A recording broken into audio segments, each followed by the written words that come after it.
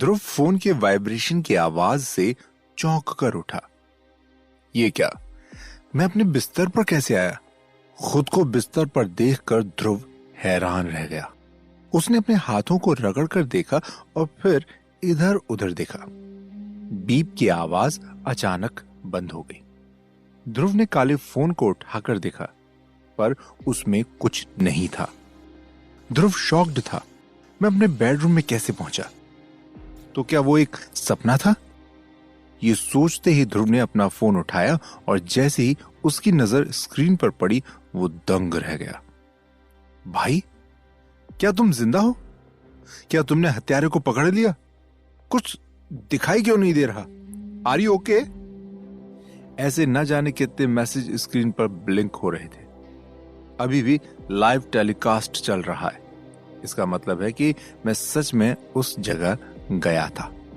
लेकिन अगर मैंने टास्क किया है तो मैं यहां कैसे आया? मुझे याद ही नहीं कि मैं घर कैसे पहुंचा। या ये भी इस काले फोन ने किया है? ओह गॉड, ये मैं कहां फंसता जा रहा हूं? मुझे कुछ याद क्यों नहीं आ रहा? ये सब सोचकर अब ध्रुव को बहुत गुस्सा आ रहा था। उसे ऐसा लगने लगा जैसे कि वो इस गेम में ट्रैप हो रहा था। यही सोचते हुए वो उठा और बाथरूम में चला गया। ध्रुव बाथरूम में जब ब्रश कर रहा था तो उसे अपने पीछे एक चेहरा दिखाई दिया। उसने पीछे मुड़कर देखा, पर वहां कोई नहीं था। वो नहाकर जैसे ही बाहर आया तभी काले फोन से आवाज आई, आपने बहुत हिम्मत दिखाई, गुड लक, टास्क पूरा होने में सहयोग करो। ये सुनते ही ध्रुव फ्रस्ट्रेटेड होकर सोचने लगा, अब और क्या करना होगा मुझे? जैसे ही उसने अपने कमरे का दरवाजा खोला, सामने तान्या खड़ी थी।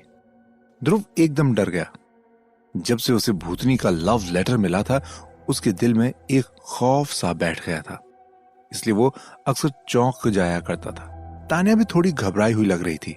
वो ध्रुव को देखकर आश्चर्य से बोल पड़ी, सर गुड मॉर्निंग, आप कब आए?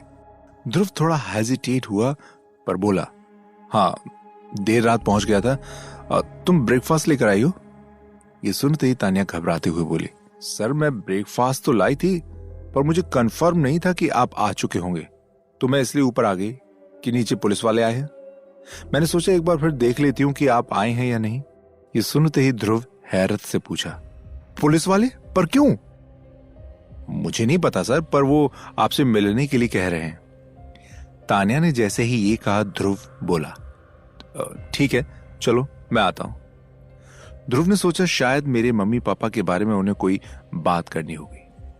जैसे ही ध्रुव नीचे आया, उसने देखा थाना इंचार्ज उदय पांडे और उसके साथ 2 पुलिसकर्मी खड़े थे। ध्रुव उनके पास गया और उनसे पूछा, गुड मॉर्निंग दरोगा साहब, आज कैसे आना हुआ? उसे देखते ही उदय पांडे ने ध्रुव को गुड मॉर्निंग कहा और बोले, बस वो आपसे कुठाल गेट वाले होम स्टे के हत्याकांड के बारे में बात करनी है। आप कल रात वहां गए थे, तो शायद आपसे हत्यारे को पकड़ने में हमें मदद मिलेगी। ध्रुव अब बुरी तरह से कंफ्यूज हो चुका था। वो सोचने लगा, अभी जो हो रहा है वो एक सपना है या जो कल रात हुआ वो एक सपना था। इनकी बातों से लग रहा है इन लोगों ने मुझे यहां नहीं छोड़ा था, तो किसने मुझे यहां छोड़ा?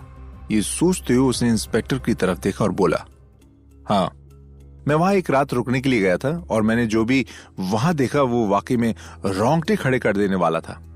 वहां एक हत्या हुई है और हत्यारा एक जंगल में रहता है। मैंने इसका लाइव टेलीकास्ट भी किया है और मैं कुछ सबूत भी लाया हूं। और हाँ, उस होम स्टे का जो मालिक था वो भी मुझे संदिग्ध लगा। आप उनसे भी पूछताछ कीजिएगा। ये कहते ही ध्रुव ने इंस्पेक्टर को एक कुर्सी दी और बोला, आप बैठिए, मैं आपको अभी कुछ और सबूत भी लाकर देता हूं। ये कहकर ध्रुव अपने कमरे से गुलाबी फोन और कार्ड लेकर आया और इंस्पेक्टर को सौंप दिया। तभी दरोगा उठ गए और बोले, थैंक्स मिस्टर रस्तोगी, हो सकता है आपको बयान देने के लिए पुलिस चौकी आना पड़े। मैं उम्मीद करता हूं आप हमसे सहयोग करेंगे। वैसे सरकार ने इस हत्यारे पर 5 लाख का इनाम रखा है। अगर ये पकड़ा जाता है तो आपको मैं ये इनाम देने के लिए सिफारिश करूंगा। अभी चलता हूं। ये कहते ही वो जाने लगे।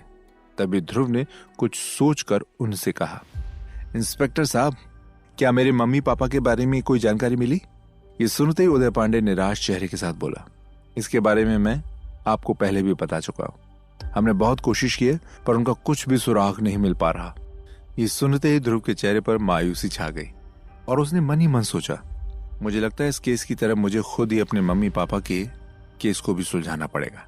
फिर उसने उदय पांडे की तरफ देखा और बोला, एनीवे, आपको जो भी जानकारी चाहिए मैं आपको दूंगा। उदय पांडे ने कहा, हमें आपसे कोऑपरेशन की पूरी उम्मीद है। इतना कहकर वो वहां से चले गए। ध्रुव अंदर जाने लगा। तानिया दरवाजे पर ही उसका इंतजार कर रही थी। आज वो थोड़ी अलग लग रही थी। उसने ध्रुव की तरफ शरारत भरे अंदाज में स्माइल किया। ध्रुव को थोड़ा अजीब लगा। तानिया के मुस्कुराने का तरीका ऐसा तो नहीं था, पर ये इसे आज क्या हो गया? तभी तानिया बोली, मुझे बहुत खुशी है कि आप मेरे साथ हो। उसकी बातें सुनकर ध्रुव ने भी मुस्कुरा कर कहा, मैं भी लकी हूं कि तुम मेरे साथ हो, पर अभी बहुत भूख लगी है, जल्दी से खाना गर्म कर दो प्लीज। जैसे ध्रुव ने ये कहा, तानिया मुस्कुराई। फिर वो अचानक घूमी और वहां से चली गई। उसके घूमते ही एक ठंडी हवा के झोंके ने ध्रुव के चेहरे को छू लिया। यह एहसास थोड़ा अजीब था। तभी एक बार फिर से गिटार की धुन बजने लगी। ध्रुव ने चौंक कर इधर उधर देखा, पर वहां कुछ भी नहीं था।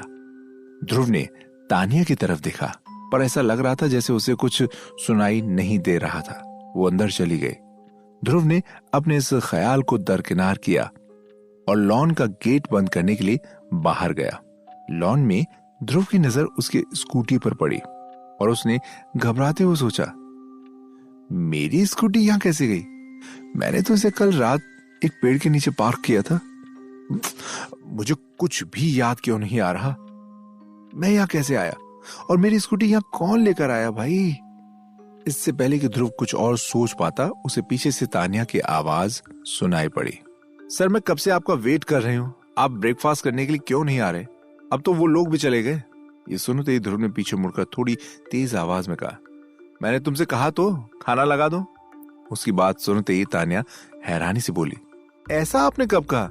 मैं तो अभी किचन से ही आ रही हूँ। ये सुनते ही ध्रुव शॉक्ड हो गया। उसने सोचा, क्या सच में अभी मैंने जिससे बात की वो तानिया नहीं थी? फिर वो कौन थी? तो क्या वो भूतनी? आगे ध्रुव कुछ सोच नहीं पाया। वो बुरी तरह डर गया। उसे अपने लिए डर नहीं था, उसे तानिया के लिए डर था। अगर वो सच में तानिया का रूप भी लेने लगी है तो मुझे जल्द से जल्द इस बारे में सोचना पड़ेगा। पर ध्रुव तानिया को ये सब बताकर डराना नहीं चाहता था, इसलिए उसने कहा, ठीक है, मैं आता हूं। दोनों डाइनिंग रूम में आ गए। तानिया ने ब्रेकफास्ट लगा दिया। दोनों खाने के लिए बैठे ही थे कि तभी किचन से बर्तन गिरने की आवाज आई। एक बार फिर दोनों चौंक गए। तानिया उठकर जाने लगी। तभी फिर से गिटार की धुन बजी। ये धुन सुनते ही ध्रुव ने तेज आवाज में कहा, तानिया रुको। तानिया ध्रुव की आवाज सुनकर चौंक गई। वो उस तरह तानिया से कभी तेज आवाज में बात नहीं करता था। तानिया ने चौंक कर पूछा, सर क्या हुआ? ध्रुव ने हड़बड़ाहट में पूछा, तुम्हें कोई गिटार की धुन सुनाई दी? ये बात तानिया ने हंसकर कहा, नहीं, गिटार की धुन कैसे सुनाई देगी? कोई रोमांटिक सीन चल रहा है क्या? तभी ध्रुव बोला, नहीं, वो ऐसे ही मुझे लगा। खैर छोड़ो, मैं कल रात ठीक से सो नहीं पाया, शायद इसलिए थोड़ा अजीब लग रहा है। तुम अंदर मत जाओ, बैठो, मैं देखता हूं। तानिया बोली, कोई बात नहीं सर, मैं देख लेती हूँ। मैंने बर्तन धोए थे तो शायद ठीक से स्लैब पर नहीं रखे होंगे, इसलिए कोई प्लेट गिर गई होगी। ध्रुव तुरंत खड़ा हो गया और बोला, मैंने कहा ना, तुम बैठो, मैं देख कर आता हूं। इतना कहते ही ध्रुव किचन की तरफ गया। ध्रुव का घर अंग्रेजों के जमाने का था, इसलिए किचन डाइनिंग रूम से अलग बना हुआ था और काफी बड़ा था। इधर तानिया को ध्रुव का व्यवहार थोड़ा अजीब लगा, पर वो वापस बैठ गई। ध्रुव थोड़ा झिझकते हुए अंदर गया। उसने देखा एक स्टील की प्लेट फर्श पर उल्टी पड़ी थी। उसने उठाया और उठाते ही उसके हाथ कांपने लगे। प्लेट की सीधी साइड में लाल रंग से लिखा था, आई लव यू। जैसे ध्रुव ने यह पढ़ा, वो मैसेज धीरे धीरे मिट गया। ध्रुव को खड़े खड़े पसीना आ गया। वो शॉक्ड था। बाहर तानिया को जब लगा कि ध्रुव को टाइम लग रहा है तो उसने आवाज लगाई, सर क्या हुआ, मैं आऊं क्या? तानिया की आवाज सुनते ही ध्रुव होश में आया और उसने कहा, नहीं बस हो गया। उसने नॉर्मल होने के लिए किचन के ही सिंक में अपने मुंह पर पानी डाला और बिना मुंह पोंछे बाहर आ गया। उसकी ऐसी हालत देखकर तानिया बोली, क्या हुआ सर, आप ठीक तो हैं? ध्रुव ने कहा, हाँ ठीक हूं, बस थोड़ी थकान महसूस हो रही है। जबकि थकान से ज्यादा उसे तानिया के लिए चिंता हो रही थी। खाना खाने के बाद जैसे ही ध्रुव बाहर निकला, पारस का फोन आ गया। उसने आश्चर्य से पूछा, आप जिंदा हो? उसके बाद सुनते ही ध्रुव बोला, तो तुम मेरे मरने का इंतजार कर रहे थे क्या? जैसे ध्रुव ने ये कहा, उधर से पारस की एक्साइटेड आवाज आई, नहीं, पर मैं बहुत डर गया था। आधी रात के बाद भी लाइव टेलीकास्ट चालू था, पर आपकी आवाज नहीं आई और स्क्रीन काली हो चुकी थी। क्या हत्यारा पकड़ा गया? ध्रुव जानता था कि कल रात पारस ने ही उसकी मदद की थी, इसलिए ध्रुव ने कहा, थैंक यू यार, तुम्हारी वजह से मैं बच गया। तुमने मेरा बहुत साथ दिया। मुझे लगता है जल्द ही हत्यारा पकड़ा जाएगा। आज पुलिस वहां आएगी। ये सुनते ही पारस बोला, हमारे यहाँ के कुछ स्टूडेंट आपके स्कैरी हाउस से बहुत नाराज हैं और वो आपके यहाँ जाकर योग माया मैम के कोमा में जाने का बदला लेना चाहते हैं। मुझे लगता है वो कल जाएंगे। आप बस अलर्ट रहिएगा। उसकी ये बातें सुनकर ध्रुव हंसा और बोला, कोई बात नहीं पारस, तुम भी आना। ये एक स्कैरी हाउस है, लोग आजमाएंगे तभी तो इसकी पॉपुलैरिटी बढ़ेगी। इतना सुनते ही पारस घबराते हुए बोला, ना बाबा, मैं तो इस बार अंदर नहीं आऊंगा। हाँ, उनको जगह दिखाने के लिए आऊंगा और बाहर लॉन में ही रुकूंगा। उसकी बात सुनकर ध्रुव फिर हंसा और बोला, ठीक है। इतना कहकर उसने फोन रख दिया। शाम को पुलिस इंस्पेक्टर का ध्रुव को कॉल आया। उन्होंने कहा, मिस्टर रस्तोगी, असली हत्यारे को पकड़ लिया है। आपकी इंफॉर्मेशन पर हमने छानबीन की और आपने जो भी बताया था वो सब सच था। Thank you. मैं आपके लिए सिफारिश करूंगा और आपको पुलिस की मदद के लिए 5 लाख रुपए का इनाम मिलेगा। ये सुनते ही ध्रुव के चेहरे पर मुस्कान आ गई। वो जानता था कि इन 6 महीनों में उसकी सारी सेविंग्स खत्म हो चुकी थी और इनाम की राशि से उसकी मदद हो जाती। ध्रुव ने कहा, एक जिम्मेदार नागरिक होने के नाते ये तो मेरा फर्ज था। ये सुनते ही उदय पांडे मुस्कुराते हुए बोले, हाँ, इसलिए आपके फर्ज के निभाने के जज्बे का सम्मान करना हमारा फर्ज है। ध्रुव ने उदय पांडे को थैंक्स कहा। उधर से फोन कट गया। ध्रुव अब उत्साहित था। उसकी मेहनत रंग ला रही थी। वो अपने रूम में गया।